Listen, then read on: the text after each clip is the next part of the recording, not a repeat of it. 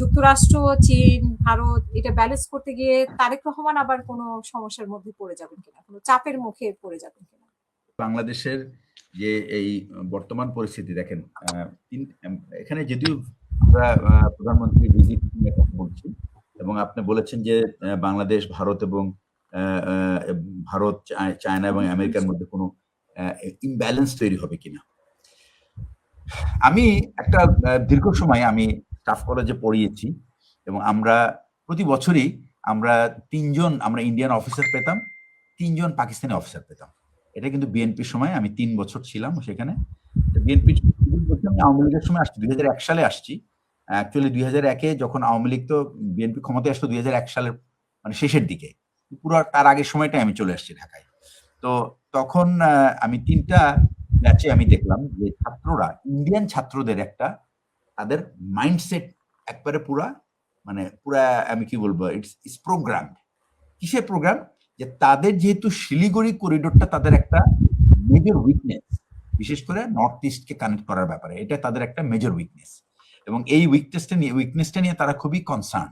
2টা কারণে, একটা হচ্ছে যে একটা হলো স্পেস কম, 2 নম্বর হলো সেখানে একটা হলো চ্যানেলের স্পেস কম, 2 নম্বর হচ্ছে আপনি যে ওখানে ডিফেন্ড করার জন্য যে আপনি যে ওইটাকে বাঁচানোর জন্য যে আপনার সৈন্য সংখ্যা লাগবে, সেই সৈন্য সংখ্যা আপনি ওখানে মোতায়েন করতে পারেন না, because you don't have space. কি করতে হয়, ওইটা ওই ইন্ডিয়ান অফিসারদের মাথায় সবসময় থাকে যে ইন কেস আমরা কখনো যদি চায়না দ্বারা আক্রান্ত হই, তাহলে বাংলাদেশের একটা অংশ আমরা নিয়ে নিব, অথবা বাংলাদেশের সাথে এমন একটা চুক্তি করব যেন আমরা বাংলাদেশের ভূমিটাকে ব্যবহার করতে পারি নিজেদেরকে বাঁচানোর জন্য। এটা কিন্তু ইন্ডিয়ান অফিসাররা, আমি 3টা বছরে আমি 4টা অফিসারকে দেখেছি এই একই কথা বলতে। অর্থাৎ তাদের সেনাবাহিনীতে এবং তাদের থিঙ্ক ট্যাঙ্ক সবসময় তারা বলে যে বাংলাদেশের ভূমিটা হলো is for use of Indian reason, Indian requirement. একটা স্বাধীন দেশের আপনি জায়গায় ব্যবহার করবেন ফর ইউর রিকোয়ারমেন্ট। এই উদ্দেশ্য নিয়ে যদি আপনার একটা প্রতিবেশী সবসময় পাশে দাঁড়ায় থাকে, তাহলে কিন্তু আপনাকে খুব চিন্তার মধ্যে থাকতে হবে, এবং আপনার কাজ হবে আপনার বাংলাদেশের যারা বাংলাদেশের যারা কর্তা ব্যক্তি, দেশের স্বাধীনতা সার্বভৌমত্ব রাখার, তাদের এই পয়েন্টটাকে সবসময় মাথায় রেখে তাদের গেম সাজাতে হবে। এবং এই জন্য প্রয়োজন তখন দেখতে হবে যে আমি আমার সক্ষমতা দিয়ে আমি কি এটা রক্ষা করতে পারি কি পারি না। প্রশ্ন 1, উত্তর যদি ইয়েস হয় আমি করব, উত্তর যদি না হয় তাহলে আমার কিন্তু অল্টারনেটিভ কি আমার দেখতে হবে। ওকে, এখানে অল্টারনেটিভ 2 ধরনের আছে। একটা হলো আপনি একজন আপনার স্ট্র্যাটেজিক পার্টনার নেবেন যে আপনার সমস্যাটা বুঝবে, এবং স্ট্র্যাটেজিক পার্টনার যেই হোক না কেন, যে আপনার সমস্যা বুঝবে এবং সে এই প্রবলেম আপনার জায়গা জোর করে কেউ নিয়ে তার সুবিধায় ব্যবহার করবে, এটা প্রতিরোধ করার ক্ষমতা, আপনাকে যোগ দেওয়া বা আপনাকে হেল্প করার মতো ক্ষমতা কাদের আছে, you have to include. This is what is এটাই হলো স্ট্র্যাটেজিক গেম। এখন আপনি এটা করতে গেলে কেউ বেজার হবে, কেউ খুশি হবে। প্রশ্নটা হচ্ছে আমি কি খালি আমার জায়গা ছেড়ে দিব, আমি কি দেশ কি মানে গোল্লায় যাক তাই বলবো? উত্তর হলো না। তার মানে কেউ খুশি হোক আর অখুশি হোক, আমার কিন্তু পরিকল্পনা আমার কাছে থাকতেই হবে। ডিক্লেয়ার থাকতে পারে, আনডিক্লেয়ার থাকতে পারে, but it has to be there.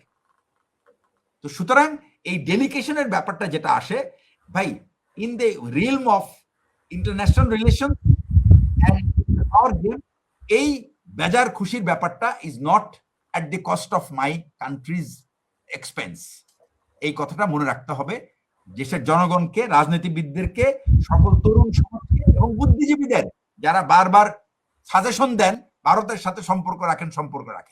Sorry, we have to think about এই প্রশ্নটা মাথায় রেখে বাকি সব আমাদের গেম সাজাইতে হবে।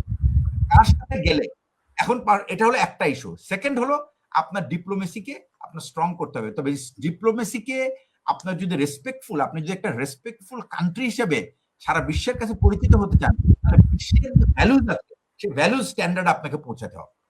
সেই ভ্যালু স্ট্যান্ডার্ড কি? Proper democratically elected government, rule of law, independent judiciary and এই 4টা ইস্যুতে যদি আপনি ঠিক মতো না দাঁড়াতে পারেন, তাহলে আপনি ওই বিশ্বের আপনি সিম্প্যাথি আপনি পাবেন না। আপনি এখন যদি আমি একটা কনটেক্সট মানে এটা একটা প্যারালাল। আজকে ইরানের প্রতিপক্ষকে আমেরিকা এবং ইসরায়েল, দুইটা মোস্ট পাওয়ারফুল কান্ট্রি। এই যুদ্ধের ফলে কিন্তু একটা কাজ হয়েছে জানেন, ইসরায়েলকে কিন্তু পুরা ইরান কিন্তু আইসোলেট করে ফেলছে।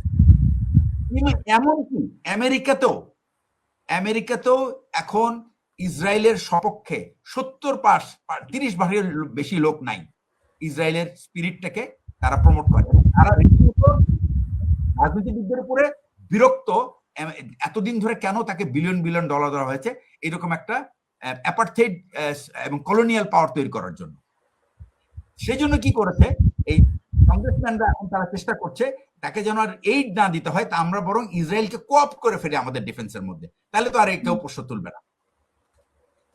ব্যাপারটা হচ্ছে যে আপনাকে মনে রাখতে হবে যে আপনি যদি ডিপ্লোম্যাটিক্যালি আপনি যদি স্মার্ট হন এবং আপনি যদি সেই ইকোনমিক টাইজ ঠিক রাখতে পারেন, এগুলি সবই সম্ভব যদি আপনার আভ্যন্তরীণ আপনার স্ট্যাবিলিটিটা ঠিক থাকে।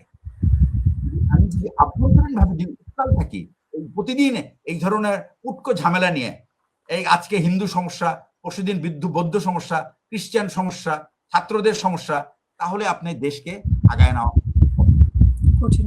এখানে দায়িত্ব দুইজনেরই। সরকারি দলের যেমন দায়িত্ব বেশি, আমি বলবো 70% তাদের রেসপন্সিবিলিটি, 30% বিরোধীদের রেসপন্সিবিলিটি টু হেল্প। তো এইটা না হলে আপনি দেশকে আগায় নিতে পারবেন না।